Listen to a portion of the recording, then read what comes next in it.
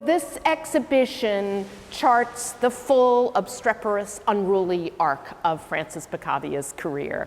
And I think it's very fair to say that unlike his peers and contemporaries, Pablo Picasso or Marcel Duchamp, for the two most prominent examples, Francis Picabia is far from a household name. We very much wanted to present every significant phase of his incredibly varied and heterogeneous practice.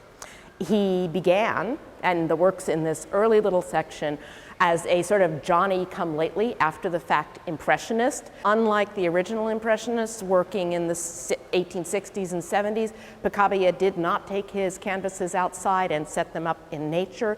He worked from photomechanical reproductions, from things like photographs or postcards. They were critically praised, shown all over the place, blah, blah, blah, but they also introduce him as an appropriation artist avant la lettre.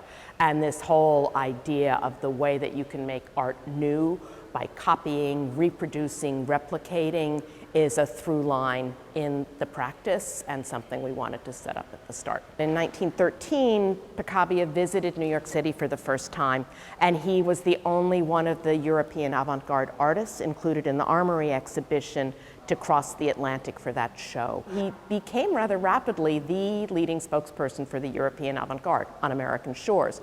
He went back to Europe in 1913, buoyed by the success of this voyage, filled with confidence, and set out to paint what I think are really a manifesto pair of abstractions. He really is looking to the vocabularies of other disciplines like dance or like music to arrive at a non-representational language. The one on the left has the nonsensical title Edtaonisl. You can see it inscribed up in the upper right corner. And the one on the right, Picabia titled Udnie, which you see in the center on the upper edge. For a curator, to get these two works is a really hard thing to do. One is from Chicago, one's from Paris, so it is, I think it's fair to say you won't see them together again in our lifetime.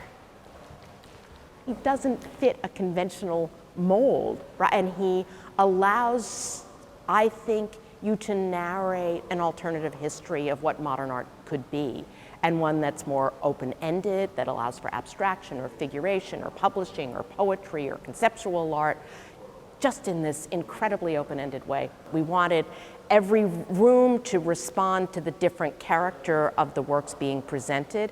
And this gallery space with its funny carpets and its painted black stripe on the wall is an homage to an installation that Picabia did in Barcelona in 1922. So we're looking ahead to his work, The Animal Trainer from 1923, which definitely takes pointed aim at neoclassical figuration and at the whole valorization of Ingres' sinuous line, but Picabia flattens that out, right? He makes it into nothing more than a silhouette or almost a stencil-like type of image. Right, I know I'm skipping all the truly scary ones, like that clown who's scary, isn't he? The Cacodylic Eye.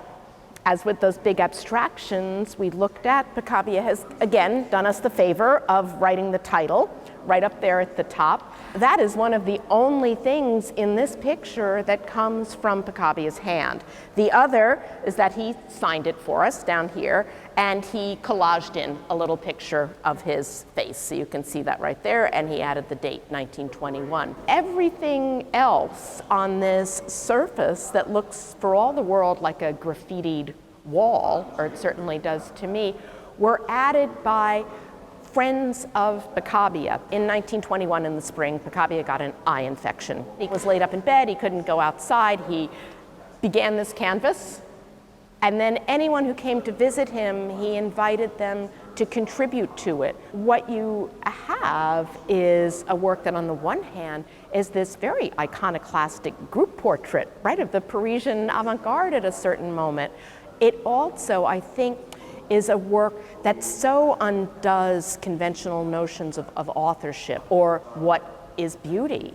right? What can beauty be? And could beauty be found in something like a scribbled on canvas? We get to figure it out along with him, and maybe that's another thing that excited me about him as a subject or about the show, because it's not resolved.